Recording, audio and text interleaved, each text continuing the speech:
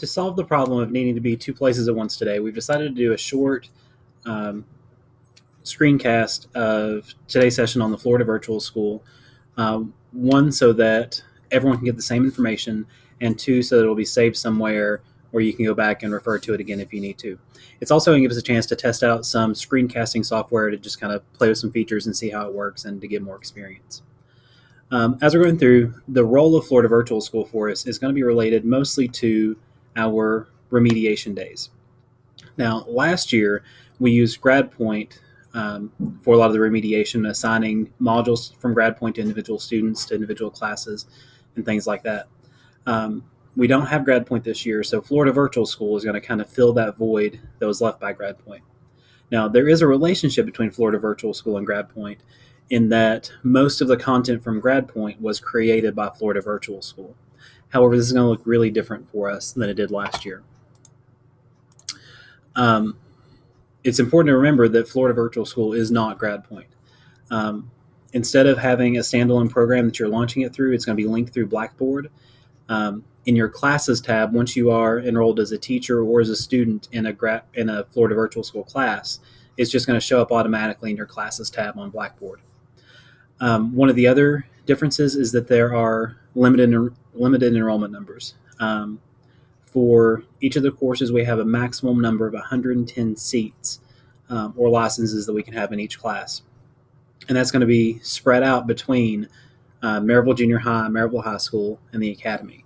And so as we're signing up for these things and as we're enrolling students, I'm going to have to be keeping an eye on how many people are enrolled in each class. So it's not something that we're going to go and just add your entire fifth period class to or your first period class to. We're going to have to selectively pick students to add to these GradPoint courses. Florida Virtual School courses.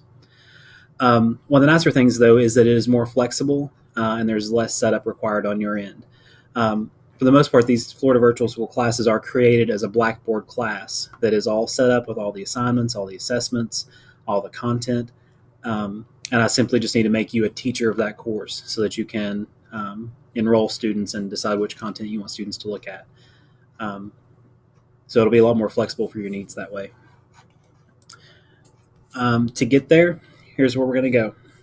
You're going to log into Blackboard, go to your Community tab, click on MJHS Faculty, then Instructions, and then inside the Instructions folder, there's a folder for FLVS. It might say FLVS or FLVS Florida Virtual School, something along those lines. So I'm going to go ahead and start heading that way on my browser.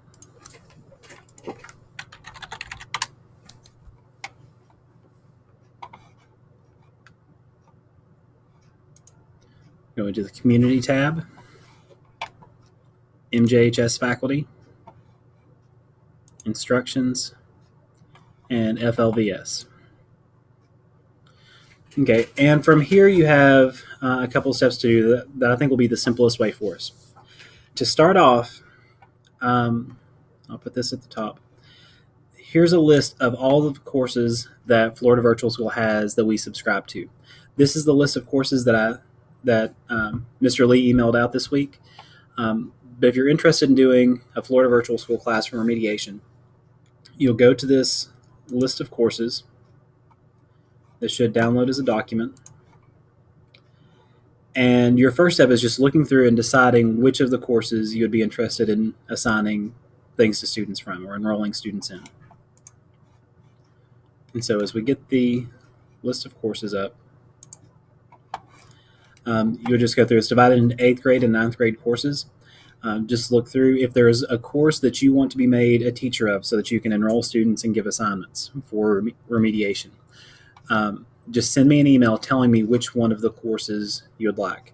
For the most part, if you just tell me that you want Math 1 and 2, that's all you need to email me. Just say, Andy, make me a leader of Math 1 and 2 for middle school, and that's it. And then I should be able to get you added within a day. So that's the easiest way to get assigned for a class. Once you do that, it's going to show up in your Classes tab. So you can see in my Classes tab, I'm the teacher of the Algebra 2 class, which is a very scary thought, but it just shows up as populated in my class list automatically. But going back over to our instruction page, so the first step is looking over the list of courses and emailing me if you want to be made the teacher of a course. The next step is to enroll the individual students in the course that are going to be needing the course for remediation. And to do that, that's the same way that you would enroll a student in one of your regular classes. Instructions for that are in here in the How to Enroll a Student in an FLVS course. And to walk through that, I'll enroll a student in the algebra course right now, just as an example. So after I've made you the leader of a class, you'll go to your classes tab and it'll show up. And the way you add a user will be on the left-hand navigation to go to users and groups. Click on users and then enroll user. You are never, ever, ever going to create a user. There is nothing in Blackboard that you're ever going to need to create a user for. You are going to find users to enroll. And since I have a daughter in 8th grade who's a built-in test subject, she's going to be our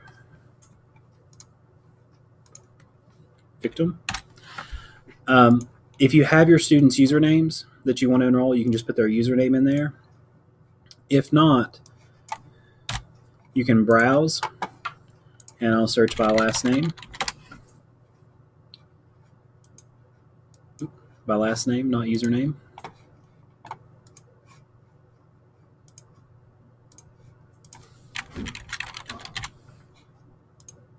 There we go. Bailey shows up here. I'll check her name, submit, and all that does, the browse feature, is it browses and finds the students and puts their username in the box. So if you know their username, you can just put the username in the box. If you have several students that you want to put in, you've got their usernames, you can just separate them with a comma, like that. But after you have their username in, you'll make sure they're a student.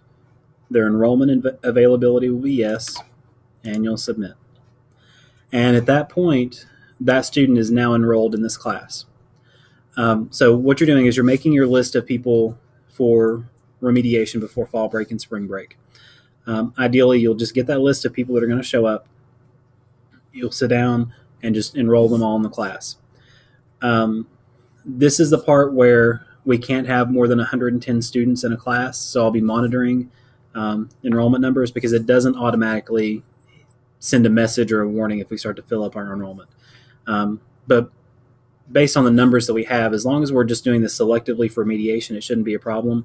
The only way we would worry about running out of licenses, I think, would be if people were enrolling their entire classes. So just remember that we're doing this selectively for students who need remediation. If there are students throughout the year who need remediation through this, feel free to enroll students for that as well. So as long as we're doing that selectively. All right.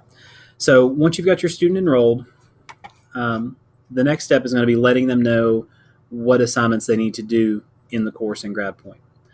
And the way that you're going to do that is you're going to need to explore the course that you've enrolled them in. And most of the courses are set up with a similar navigation with lessons, assessments, discussions. It might have something for course information. It might have something for resources or materials.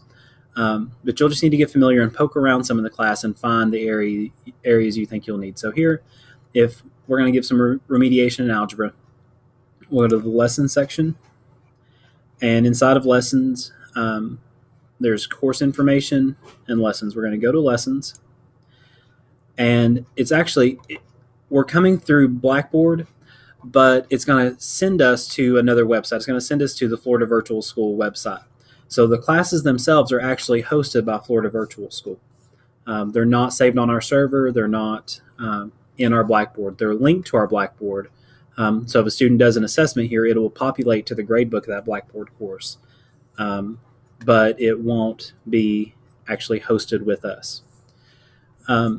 So as you go through, if you know that your student needs help with factoring and quadratics, with the information you give them for remediation, you'll just need to give a set of instructions telling the student which sections to go to and which parts to complete. So if Bailey needed help with factoring and quadratics, you'd leave her a note that says, log into Blackboard, go to classes, pick the Algebra 2 class, and go to Module 3, Factoring and Quadratics. From there, you'll tell her which ones of these you would want her to do. Depending on the course, some of them number them with a number scale and a title. Some are just titles. Each of the courses are designed just a little bit differently, so you will need to go in and see how it's set up and see exactly which things you want the students to do. And you'll just want to make sure that you leave clear instructions for them on where they're going to go in the class and what they're going to do. If you only want them to do like 3.06, leave them instructions to say only complete 3.06. If you want them to complete the entire module, tell them to complete the entire module. There's not a way like in GradPoint where you could pick students and assign them a set of modules and it puts them in order and automatically gives it to them. It doesn't have that feature. We've got to pick and choose and tell them where to go a la carte. And so that's how really to get them into Florida Virtual School to remediate. From there, we'll go back over to our instruction page on the Community tab under MJHS Faculty, Instructions, and Florida Virtual School. And so the things that you've got here, we have the list of classes we talked about, a set of instructions for how to enroll a student in a Florida Virtual School course.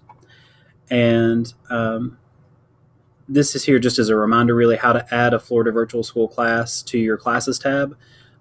Once you are enrolled in the course, either as a teacher or a student, it'll automatically show up.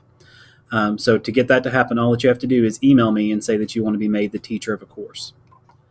And we also have just those real quick slides from the beginning PowerPoint. And that's it. If you have any questions with the Florida Virtual School content, how to get things set up, how to get them running, feel free to let me know.